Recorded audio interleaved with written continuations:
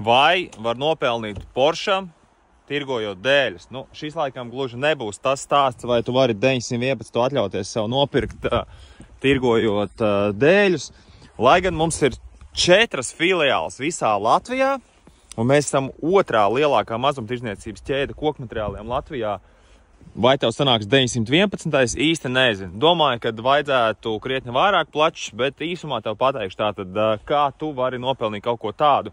Tev noteikti vajadzīgs liels apgrozījums, visdrīzākais ar labām peļņām.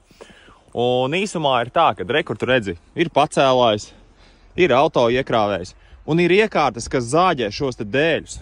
Tātad mūsu uzņēmums kādreiz 15 gadu atpakaļ ir sācis, mēs pirkām zāģētavas un pārdevām.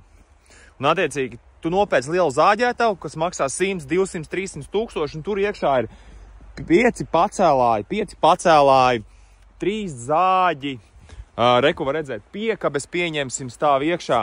Visāds tādas lietas, ļoti daudz ražošanas iekārtas.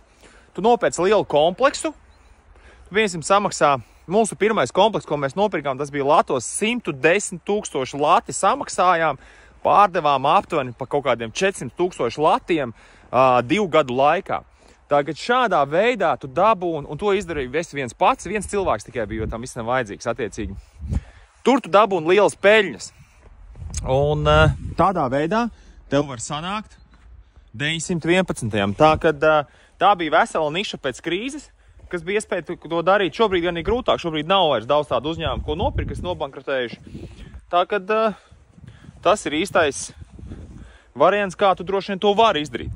Bet zāģēšanā tas nav viegli. Tev ir daudz cilvēku, ir ražošana, ļoti liels izmaksas, liels apgrozījums, bet ļoti liels izmaksas. Tā kad meklē iespējas, lai tev ir vismaz uz vienu darbinieku 150 000 eiro gadā apgrozījums. 150 000, ja tev ir tāds apgrozījums, nu, tad tev vajadzētu būt visam ok. Un drīz vien tu varēsi nopelnīt pats savam 911. Vai varbūt Bembim vai kaut kam citam, nu, kas tev patīk un kas maksā daudz. Čau!